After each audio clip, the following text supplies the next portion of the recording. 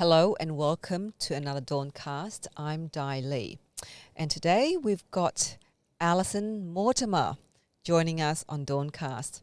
The reason why I've asked Alison to join us is she's a first-time author. And I know there are many of us out there who've dreamt about writing a book, writing that first novel, that first memoir, or whatever, and it's hidden underneath our drawers. So what does it take, to get ourselves to really write that first book? And I just thought Alison, who's been through that journey, could share with us her experience and some advice. So welcome to DAWNCast. Thank you, Di. Yeah. So Alison, Hollow Hearts, Mac, Dorothy and Me is your first book. First book? Yes. Tell me about the book. Okay, the book is a very personal journey, Di. I guess if I was to be very honest, I'd say it's almost my life flashing in front of my eyes. But I hope it's more than that to people, because I hope my story resonates with people, because on many levels I think it could be a lot of people's stories. So you've asked me about being a first-time author. I didn't set out to write a book. I was writing because I was experiencing burnout. And I guess it's a mental health journey, and on that particular journey I can quite openly speak about it because I found many, many people in the same boat. And I guess what my problem is, I was having trouble focusing and concentrating. So my book started out with me taking myself in hand saying, Alison, you've got to write. Right. And I write on the floor, Di. And everybody knows I write on the floor. I've written on the floor in my whole life. And I know you know me as a professional in government and they make me sit in a chair. But in fact, my better space for writing, and it's actually a well-researched thing, because the blood flow to your brain is, of course, better when you're on the floor. So you're on the floor writing? Right on the floor. And I always with pen and paper or with a laptop? It used to be. Obviously, I'm a woman of a certain age, but I've made the transition to technology, not as well as you. There are things about it that trouble me. But certainly it used to be pen and paper. And in a former life, and there may be people in Sydney and even in rural areas who see a road safety campaign that says, Go 40 for me. Yeah. That's the floorboards at Holsworthy in my little first house, where Go 40 for me was born. My friends would tell you that as a teenager they'd know I was doing my homework. Mostly I would write boring stuff, work, history essays, English essays.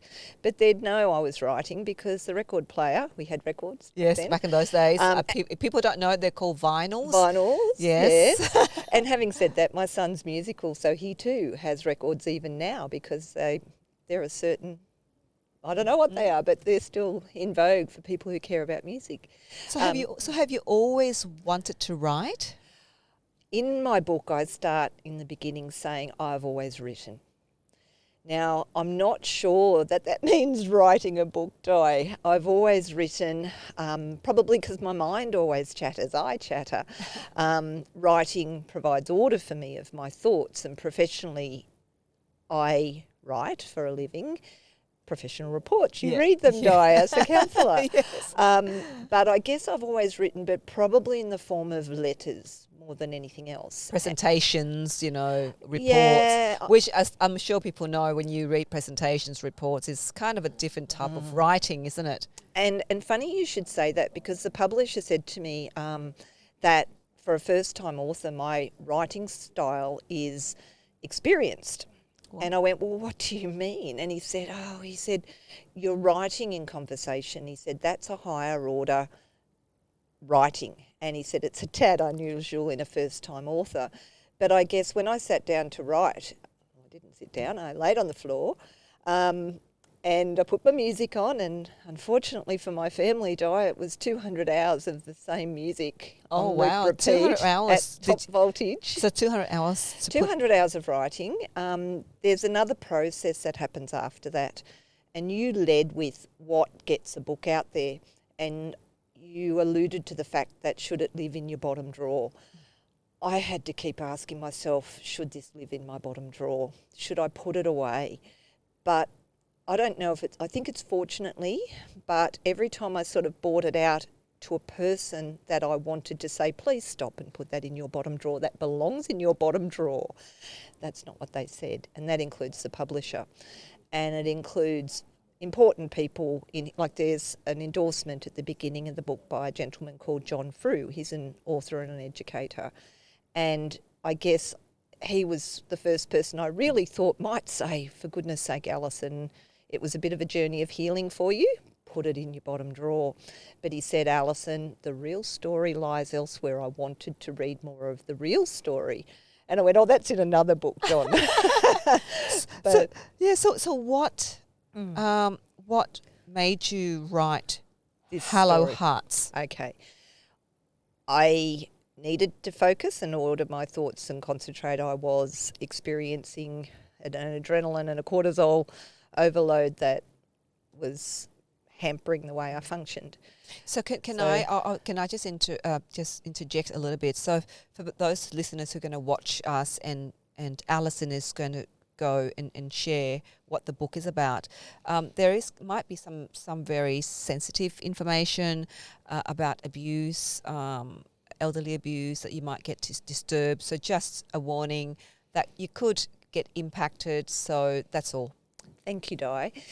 There's many levels in this book, I'm told. There's my mental health journey in there, certainly, and that's what the first person who read it wanted more of. And what he said is it needs to get out there, Alison, because at the end of the book you get back up off the floor. And he said not everybody does. And I guess I needed some, professional medical help along the way for myself. And that, again, I found a very special doctor who's into Ayurvedic healing and health, and he said the same thing. Not everybody gets to the end and stands back up. It's a very important message. But why did I write Hollow Hearts? Because when I first went, I've got to write, I've got to order my thoughts, I went, well, what do I write? And two things came to mind, Di. One, you'll understand, I went, must write those asset management plans for council. They're in my head. But then I went, oh, but the other story in my head is the journey I'd just been through with my uncle who'd been criminally assaulted in aged care. I guess I'd done a fair bit of advocacy in that space following the assault on my uncle. But I'd walked away from a problem that was bigger than me, and I think it was still on my conscience. So I had to share it because it's called Mac, Dorothy and Me. My uncle was a Community Order of Australia Medal recipient. He was a charismatic character, and he was well loved, and he was probably a bit of a larrikin. But the other person I talk about is Dorothy in my book, and she was a big, strong personality, and both of them had been assaulted in aged care criminally. And I guess why did I need to talk about it? Because it's a hidden problem in aged care, because the data only talks about those who are assaulted by staff, not resident on resident. And the first thing you do when you go resident on resident is go, oh, well, people in aged care have got dementias and problems. And of course they do. And that's all about the correct ratios and the correct care for those people. But we're also funneling our mental health patients into aged care. And we're not properly managing that. I know we know our mental health patients are on the streets. Yes. But do we ever go, where else are they, other than maybe jails? Yep. And they're in our aged care, and it's a really dangerous place to be. And for me, Dorothy was the big personality. And I think on page 70, if there was ever a sliding door in my life, it was when Dorothy said, I've prayed, Alison, and it's you that I've prayed for. And I think I say in the book, I didn't really know what she was talking about, but I didn't know she'd been assaulted as well. And she'd been a mental health practitioner in her younger days. She had been highly politically engaged. She ran the first mental health facility in Gosford that was going to be the flagship of mental health into our generation. And I think she said it was Andrew Refshawgie's government, but somebody withdrew the funding, and then successive governments withdrew the funding. And she was in aged care with some of her former patients, and she knew their psychosis. And she wasn't safe, Di. And I guess they didn't recognise her, and because she'd aged. And as she said, my name's changed because Dorothy had several husbands. She was a big personality. But to the day I die, I'll tell you, it was a journey of faith. I Like I desperately wanted to be at work, and every time I sort of put my hand up and said, I think I need to get back to work, was like I got clubbed down, and in the end I thought, oh, I must be meant to finish this book. And it's almost been every time I tried to kill the book, it found its own life, and here it is on the table today. And I've just launched it in the Riverina, and it was to an amazing response. I know I'm a little girl from the country, and I come from little villages in the country, but they just embraced the whole story. It's called Hollow Hearts because I talk about in here, there is a snippet called Hollow Hearts, and I think I'm talking about the hollow hearts of an aged care system, the hollow at the heart of it. But I went, no, I'm not. I'm actually talking about the fact that my heart became hollow and I couldn't function anymore without telling this story.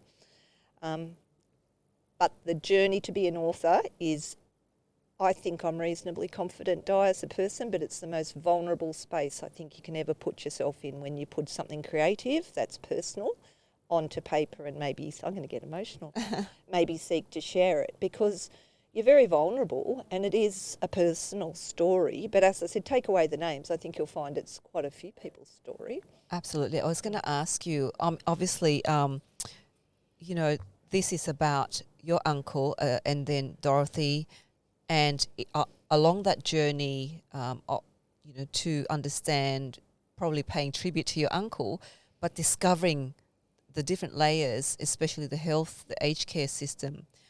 What have you learnt in writing this book about our aged care facilities and our aged care system? I talk about it because the book doesn't seek to solve the problems, but I do, and the book's written in snippets, Di, and I will just go back to process. The first thing I wrote is something like page 259. In the end, I shuffled it together and it's written in snippets, and it wasn't written in an order, and I didn't set out to write a book. But I don't seek to solve the problem, but I tell you in my view, is the problem's not very tricky to solve, and the man in the street really has the answers. And it's not about layers and layers of government bureaucracy. It's the simple putting the correct care in place, and it's not about profit-driven or decentralised services. And I talk about my journey in terms of, because make no mistake, I took the journey to secure my uncle's safety into a very professional space. I action planned, I researched, I put together a network, I went to court. I engaged a whole heap of people around me to effectively campaign for my uncle's safety. So I used my professional ability, I suppose, to run a campaign. But what did I learn? I think it's a systemic failure. It's not a money problem, I don't believe. I think it's a systems problem, and I don't even think it's a people problem. I say that in here because there are really good people in the sector. There are volunteers, there are schools running programs to engage with the elderly. There are so many very positive things about aged care, but in the end, if the system isn't based on a human response, I think we lose our way. So when did you start to collect these snippets? When did you start to say, look, obviously it wasn't your intention to put together a book, but what made you sit down to start putting together snippets? Okay. Being unwell, trying to get my focus. I was desperately just trying to get my focus and my concentration back to get myself back to work. And so I will tell you that the book is what I call a key performance indicator, a KPI. I wrote myself several KPIs around physical, mental and spiritual health, and one was, well, you better make yourself right. And I measured it. When I first wrote, it was very calculated, I suppose. I went, right, look at that, you just wrote a page. And it took me 2 hours. So then I went, wait a minute. And then I worked out that, oh, you're actually writing. And I did, when I laid on the floor, I do have faith, Di. It's not religiously founded, but I'd lay there and I'd go, please, please. And I'd look heavenward and I'd go, please, please, please, just let me write. And then I suppose if you want to put the rational around that, it'll talk about flow. And anyone who's in a creative space will know there are many books. One by a Russian gentleman, I think in the 60s, quite an authoritative thing about flow. Yeah. Being in the flow. Being in the flow. I wrote this book in the flow. There's not a line in this book that isn't in flow. But in the end, I went, okay, you're writing about 2 pages an hour in flow. And it's a very strange place to inhabit flow, especially when you come out of it, because it's almost, I can't explain it. In the end, I felt quite vulnerable once you'd written probably from the heart, and then you'd walk away from it and go, I just feel weird. I'd make a call to a friend and go, I just feel weird. And they'd go, look, it's a creative experience, it's a vulnerability that you put onto the page. I'd tell you I was bleeding out on the floor, bleeding out onto the page. But it was flow. And then I worked out that if I wrote for 10 hours a week, 3 hours a day effectively, and I'd scheduled it, and I found I'd be right to write at about 10 a.m. and I'd write until about 1, 10 hours a week. And I went 20 pages. So I wrote for 10 weeks, and there's my 200 pages, and then I put it down and went, right, ready to go back to work now, I'm sure I'm better. Wow. But things conspired in my life that didn't allow me to do what I most desperately wanted to do, which was go back to work. And in the end I thought, maybe it's about finishing this damn book. So then I looked at it and I realised I'd written snippets and they weren't in an order. I literally shuffled it. Now, I don't think that's unusual because I know an author who's written a book, and I think it's Alison Mortimer published her book. And when she was talking about the process, she talked about the fact that they'd engaged her to write the book. And they actually asked her to write about certain parts, and they effectively shuffled it, and it was never written in an order. But she was writing to a commission. So when that happened to me and I realised that the whole thing was shuffled, I realised that I needed a couple of segue bits to join the parts that didn't quite flow. Not that it flows per se, it covers a lot of space. I know it's about an assault in aged care, but as I said when I launched the book, I don't think it's a miserable story, and I don't think it's a story about people being assaulted. I think it's actually a story about humans arising as not victims but as conquerors of their situations, and Mac and Dorothy were there. They weren't victims. They rose up and they owned their inputs to community. So I think I've honoured them. But I wrote the segue parts, and then it got even more weird because I did send it off to, I think it was Alan and Unwood, and I hit publish because my son had said, Mum, I'll know when you're fully better because you'll have gone, I've put down my pen, I've written all I need to write. So I said, darling, I've put down my pen, I've written all I need to write, and the mark that day was to send it to a publisher, and they do a Friday thing where they look at unknown authors, and they're very, very efficient. They do write back and say they've received it, but they also say if you don't hear from us in 2 weeks, we've dispensed with you, which is a good thing because it's a response. That's right. You know what's going on. Yeah. You're not dangling. Yeah. And I'd forgotten about it until I walked past my bookshelf and a book fell off, which is easy because my bookshelf is overflowing at the best of times, and when I open the front door, books fall off. But it was a book I'd never seen before, which is, again, not that tricky because I'm in a book club, my mum's in a book club, we circulate books, they move around the place. But I went, that's weird. And I opened it up, and it was actually to my mum from the author. And I thought, Mum must have gone to a book launch. But then I'm just going to move you. Well, sorry. That's right, yeah. But then I noticed it was a local publisher. And I went, oh, how weird. I'll just flip my book off to them. And I did, and I forgot about it until they rang me and said, we want to publish your book. Oh, wow. So for me, I'll tell you, this was a journey of faith. And every time I tried to put the damn thing back in the drawer, I seemed... So for me, I hope it resonates with people. I want it to do some good. For me, it's not about writing a book. And please, anyone out there aspiring to be an author, don't be expecting to make money because that doesn't really happen unless you're J.K. Rowling, and that was not my motivation. It's still not. But I know when the publisher was speaking to me, he was also talking about expectations of people who think they're going to be an author. And he makes sure people understand that you're not going to quit your job tomorrow and go to the Bahamas. That's right. But I can tell you, this is a Christian publishing house. I'd never heard of them, but they have been amazing to me, Di. Absolutely amazing. Yep. There are two things that I want to touch upon that you mentioned, and let me know whether you want to explore that. Is around your mental health, and then let's talk about that first, and then obviously your Uncle Matt in terms of the assault, how how that got brought to your attention and what you had to do about that? I would have never in my life envisaged having mental health. I have to call it breakdown. There's no other terminology. And I guess I became aware that there are just so many people struggling. That's not my genetic space to be struggling in. And I guess I knew I wasn't okay. And I think on a lot of rational levels I knew what was going on. But I have, and look, deep, dark in my very eclectic, strange career, I do have a psychology degree. And I guess I still saw all those bar charts and graphs telling you what drugs do to the brain. Absolutely. So even though I knew, and the response medically to effective, I guess people call it burnout diets, when you've had chronic stress overload for far too long, and I guess the warning signals were there. I ignored a lot of the physical signals. I talk about that in the book. Such as, can you give us a few? I talk about in the book. I started working 17-hour days, leaving the office at 2 a.m.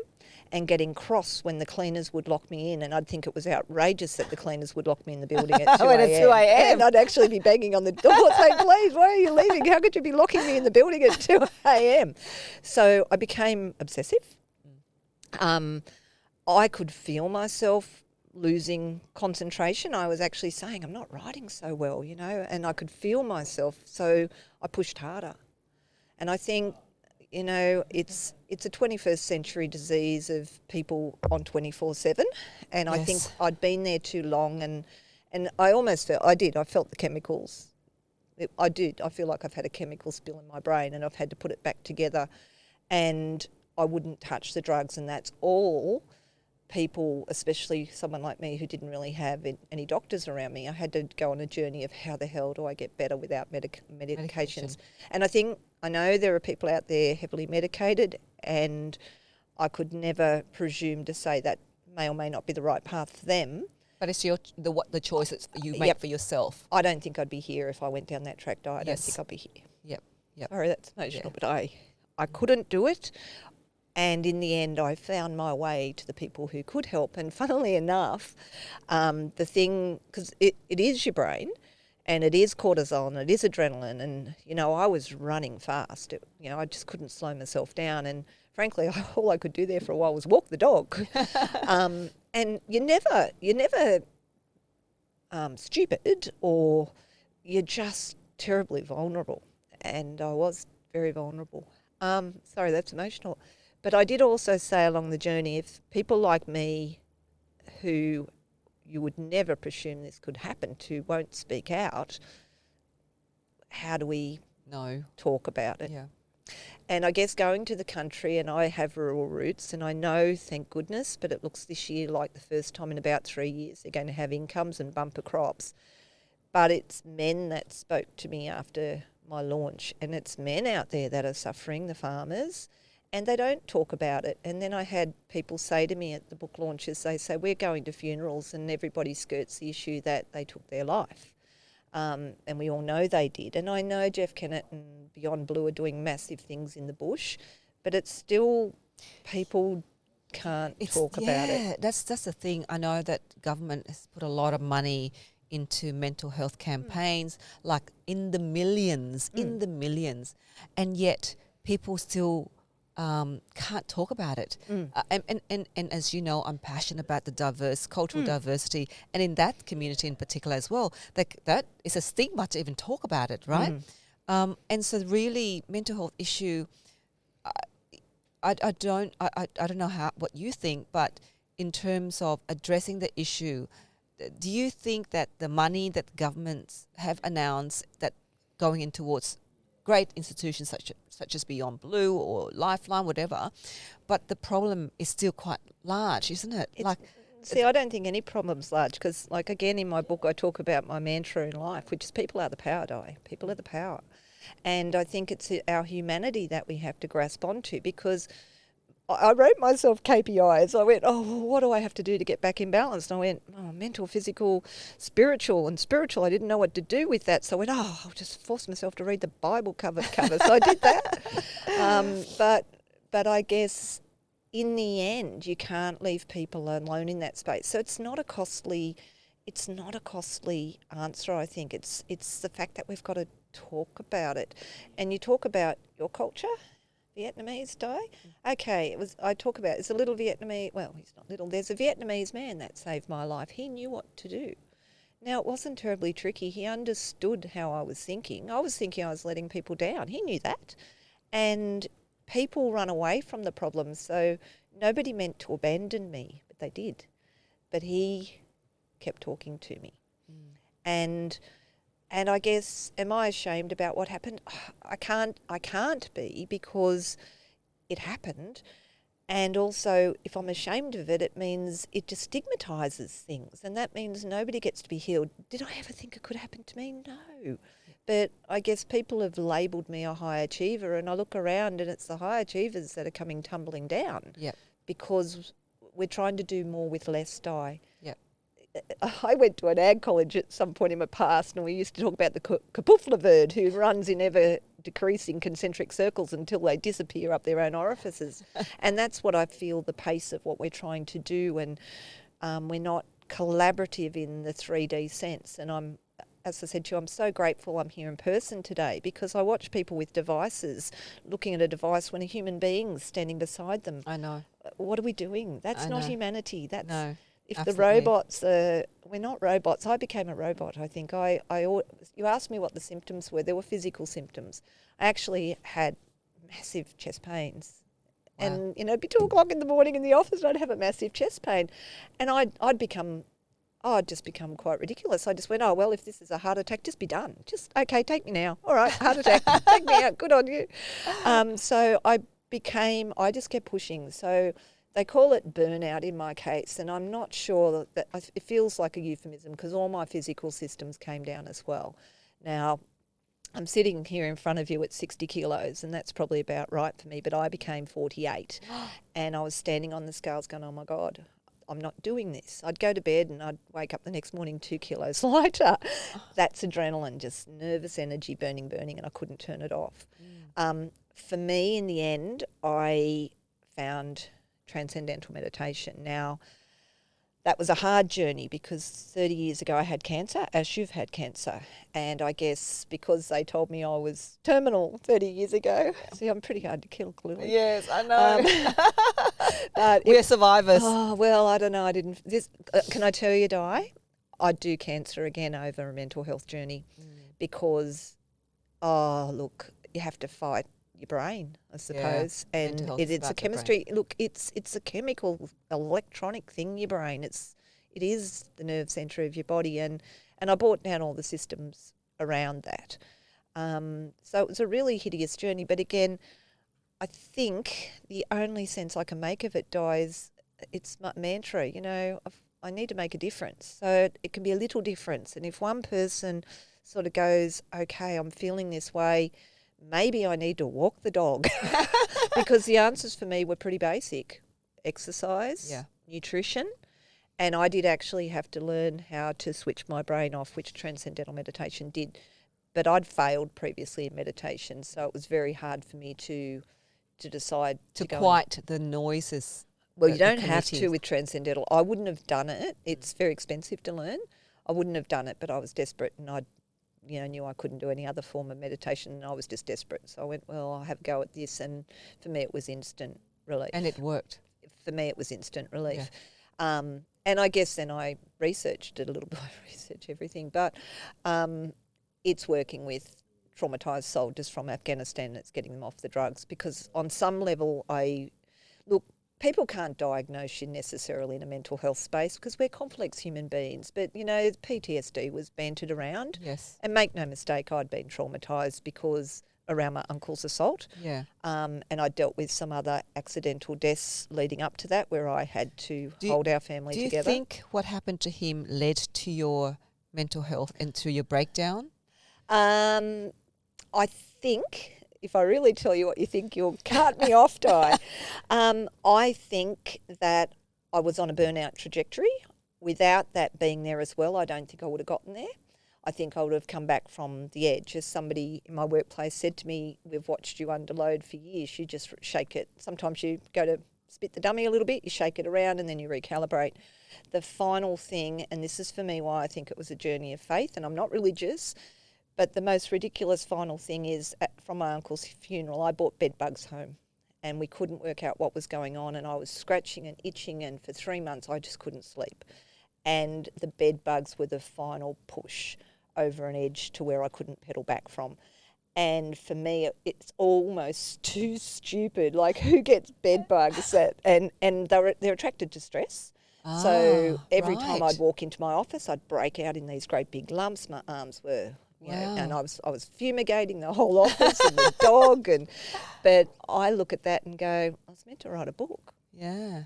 And that might be weird, but it's the way I've always thought. There's a reason for everything. And in the end, I think I wasn't doing what I was meant to do. My son, when we left the aged care situation, because we discovered there was a hidden problem, and he said, Mum, you need to write about this. I talk about it in the book, take your long service and write. Well, I turned my back on that because I went back to work and I became all consumed in my work, which is easy because I love my work. Yes. You know that type. Yep.